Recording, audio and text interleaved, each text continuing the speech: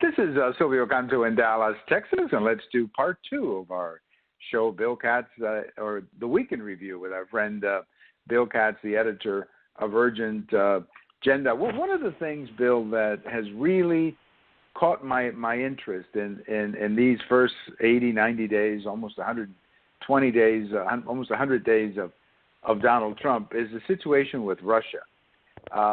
President Trump himself said that relations are very bad right now. And it's kind of ironic because 6 months ago, everybody was saying that Putin wanted Trump elected, and now they're saying that relations are real bad. And I don't know what it means. I don't know how important it is that our relations are good or bad with Russia, because I'm not sure how much of a player Russia really is. I mean, they act like they're the big superpower of the old days, but I'm not sure they have that much power, Bill. So it confuses me, and sometimes I wonder, are we making too much of the fact that U.S.-Russia relations are not that good? I'd kind of like to get your thoughts on that. Well, I think Russia is an awfully important country because even though it does not have the power of the United States and does not have the economic power of the United States, the fact of the matter is, look what they've done in the last 10 years. They've moved back into the Middle East very vigorously and are a major player in Syria, whereas they weren't a player of any kind before Barack Obama came to office. And Barack Obama pretty much invited them into the Middle East, be our guest, because we have no intention of doing anything. And that is, there's the old saying in politics that politics abhors a vacuum. They filled the vacuum. Also, they moved into Ukraine when they were warned against it, and we did nothing. Again, I mean, there were some sanctions, but the sanctions didn't bother them too much. And I know that there is a great deal of concern, especially on NATO's northern flank in the Baltic states, that they might try something up there. So, yes, I think that they are a major factor, in part because they have been so aggressive that they have not been stopped, that there does not seem any way to prevent them from doing anything, and that Obama let them go for his entire presidency. I had thought that with Trump in power, who had apparently some kind of a relationship with Putin, that we might we might see a better relationship. But apparently the Russians are very stiff-necked and are acting very badly. Our Secretary of State went over there. I don't think any progress was made. I think that Putin is a real Russian nationalist, and that he's going to push Trump as far as he possibly can. Yeah. Well, it's interesting. Russia is now showing up in places where there have not been any Russians for quite some time. One of those places is Nicaragua in Central America, where the Russians are believed to be building another spy station so they can have another antenna to listen to the United States. Of course, they're in the process of reestablishing the one they had in Cuba. So Russia is, in fact, acting like a big superpower. But I just don't understand what we can do to stop them. I mean, we can confront them in the Ukraine, I suppose, if they went into or they expanded into those regions. But in the Middle East, I would think the Russians are very overextended, as we were saying a couple of weeks ago. It would take a real military effort for the Russians to do anything in the Middle East, Bill. Yes, it would, and they are building their military. They have new fighter jets. They have new submarines, which apparently are quite good. We forget the fact that the Soviet Union in World War II fought that war, the largest war in history, with a third world economy. It really was a rudimentary country. But what they did with that economy is they devoted the entire economy to the war effort. And they had a cadre of scientists and engineers who designed terrific weapons. They were simple weapons, but they had a superb tank, they had a superb rifle, they had some very fine aircraft. And when they decided to build an ocean-going navy long after World War II, they had very good ship designers. So while they may have a number of deficits that we may not have, they also know where to put their resources. And especially in an age of nuclear weapons, where a small nation or even a poorer nation can have enormous firepower, they have known how to maximize that. Well, that's exactly right. And there was an old joke back during the Cold War. Or if it was not a joke, I read it somewhere that the Russians couldn't, they couldn't build a tractor for the farmers, but they could build military planes or MiGs, MiG-29s or whatever for the military. So you're right. I mean, they had all their resources invested in the military, and it obviously made sense for them to do that. Let me get back to Mr. Trump and to foreign policy, Bill. There's some disenchantment among some of the people who voted for Mr. Trump that maybe this is not the foreign policy that he promised. I'm not one of those, but I'm just saying you do hear a lot of that from Pat Buchanan and from other people, Bill. Well, I don't particularly care what Pat Buchanan has to say. I mean, he's way out on the right fringe. I went to school with him, by the way. He supported Trump, I think, thinking that Trump was going to be one of these, ultranationalist paleo cons who was going to, bring America home and go back to the pre-World War II foreign policy that Buchanan seems to love. I never thought that in the end that would be what Trump was, that he would be more careful perhaps about international engagement, but that if he did become engaged, he would do it more toughly than our previous president. And I think that's what happened. I think he was handed some of these problems and realized, with the advice of his advisors, he had to take care of them. He may not have enthusiasm for it, but so far I think he's done awfully well. I think the strike into Syria was absolutely necessary. I think it got bipartisan support, and I think it sent the message that America was back as a major power and that we were going to act like a major power. Now, it is true, that's not what he promised when he ran for office. He said Iraq was a terrible mistake and this was a terrible mistake, and America first, and we're not going to submit troops.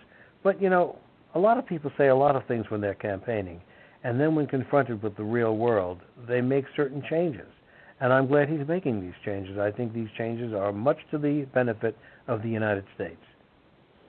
Oh, I think so. And certainly, Bill, from the standpoint of projecting American leadership, I think if nothing else, that's what the last couple of weeks have done, is that they have, as people like to say, America is back. But I think dropping that bomb was a clear message, and the attack against Syria. But there's a lot of people who somehow think that, and we talked about this a little bit back during the election. In fact, I was afraid that Mr. Trump was one of them, who thought that, we could retreat from the world. I think we learned with President Obama what retreating from the world can really do. It can put you at a terrible disadvantage. And you think of all of the messes in the Middle East. I'm not going to blame it all on President Obama, but I blame a lot of it on his retreat and his unwillingness to make some tough decisions 7-8 years ago. I mean, like withdrawing from Iraq, and then getting into Libya without any kind of a plan, and then of course the Red Line. Those are decisions that President Obama made, and I think they've complicated the world quite a bit for the next president, Bill. I think it's exactly right. I think you said it exactly right. Obama changed American foreign policy for the worse. He came into office with a very snotty attitude. They called it smart diplomacy. Really, I mean, when you realize how demeaning a term that is, as if everyone else was stupid.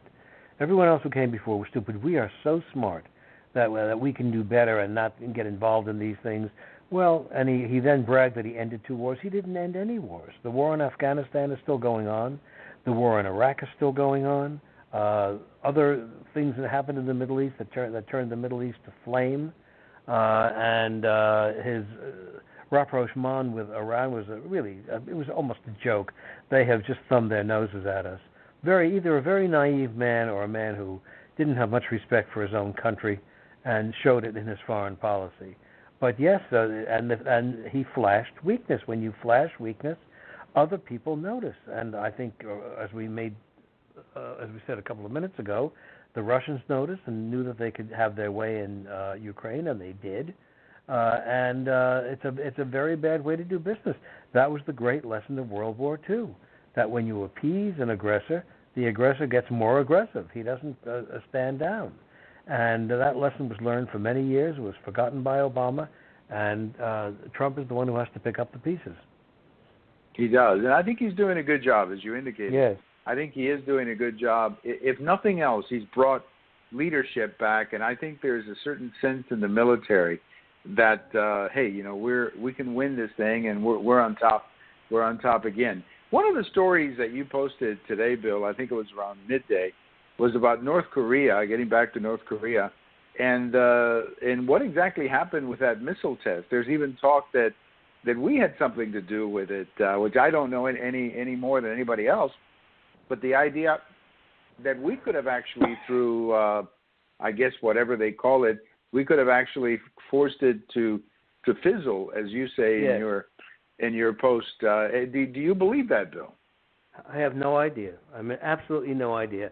There are stories out that suggest that we have made other North Korean tests fail.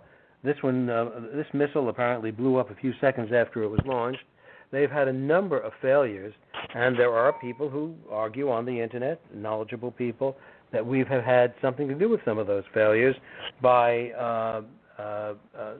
hacking into their computer systems. Now, we know that we hacked into the computer systems of Iran. That is something that is known. It's not denied, and that we did hold back their program for a while. But eventually, these countries have a way of getting around the hacks, and they will find some way of getting those missiles to work and work correctly. And that is the thing that we're trying to prevent, and the thing that we are legitimately concerned about. Yeah. Well, another point that you made in your blog, Urgent Agenda, was regarding the UN ambassador, Nikki Haley, who you believe is becoming, she also, you know who she reminds me of? The lady, her name is, I'm blanking out on her name right now, but she was the UN ambassador under President Reagan. Jean Kirkpatrick. I'm trying to remember Jean Kirkpatrick. That's who she. That's who she reminds me of. I remember how happy we used to be with her. She didn't hold back at all. Apparently, Miss Haley doesn't either, Bill. No, and it's a refreshing thing. And of course, Jean Kirkpatrick reminded us of Daniel Patrick Moynihan, who served under Ford, and I think maybe a little bit under Carter. I'm not sure, but was kind of fired because he was so tough. He was also a very great United States ambassador to the UN. Nikki Haley is terrific. She really is. I think that she is somebody who will be looked at for national tickets in the future. She has a remarkable history. She is a woman of color who is the governor of a southern state, which itself is quite remarkable. She is of Indian origin, not American Indian, but India. She's a Sikh, S-I-K-H, and she has been very, very successful, and she speaks for us very well at the UN and speaks up for America. And I think that she is an absolute natural for a national ticket, either in 2020 on the Republican side, if the president doesn't decide to run again, or if Mr. Pence decides not to run again, or if Mr. Pence becomes the presidential candidate, and I think a choice to Nikki Haley would be absolutely almost preordained. But she, they're now, of course, they're going to be out to get her. There are going to be people internationally out to get her, and there are going to be people in the old State Department establishment who will be out to get her, just as they were out to get Jean Kirkpatrick and some other people who dared to speak up for America. And also, let's be frank about it. She is not the ideal that the feminist establishment wants as the first woman president. They imagined it would be Hillary Clinton or a liberal woman, and she's a conservative. So I don't know how the feminist establishment will take to her. But it's going to be very hard to run against a woman of color who has been elected governor of a southern state. I don't know how you run against somebody like that. Well, they'll figure it out. But you're right. She's a very talented lady. I think her husband is a military officer as well. If I remember, her husband was actually serving in Afghanistan while she was while she was governor of South Carolina. So she's a remarkable lady, and that's who it kept reminding me of. She kept reminding me of Jean Kirkpatrick whenever I see her at the United Nations. Let's talk a little bit about what is happening back home. You mentioned something in your blog about the state of Indiana and sanctuary universities.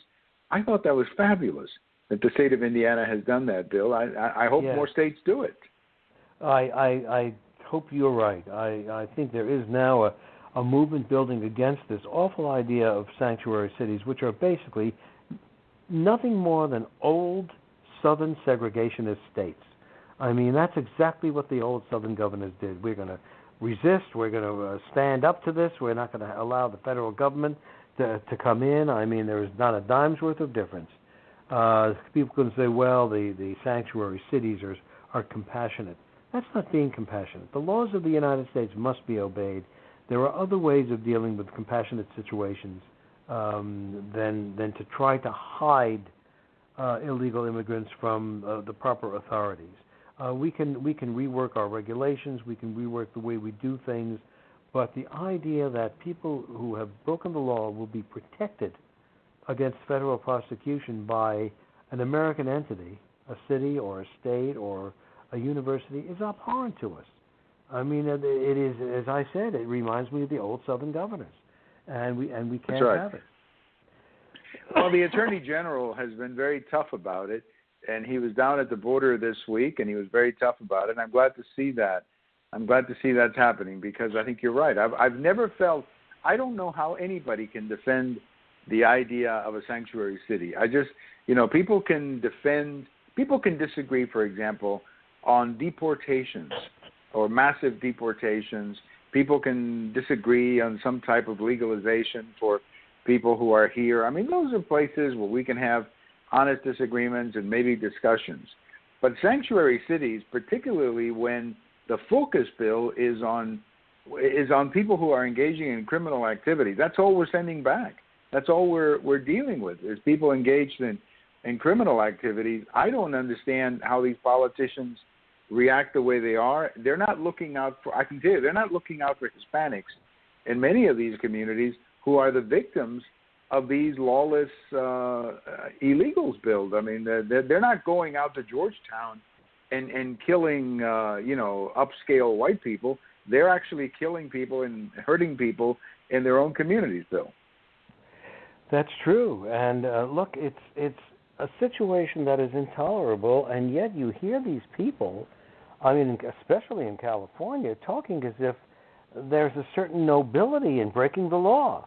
Now, we have a tradition in this country called civil disobedience, that if you break the law for some moral purpose or some what you think is a moral purpose in a nonviolent way, you can break the law as long as you present yourself for arrest. And Dr. King did that. He engaged in civil disobedience. It's an honorable American tradition in which you accept the punishment for breaking the law, and it applies only to nonviolent actions. But what you have now is something that completely violates even that. It's a protection of people who may be violent and who have broken the law. And that is certainly not something that we can accept.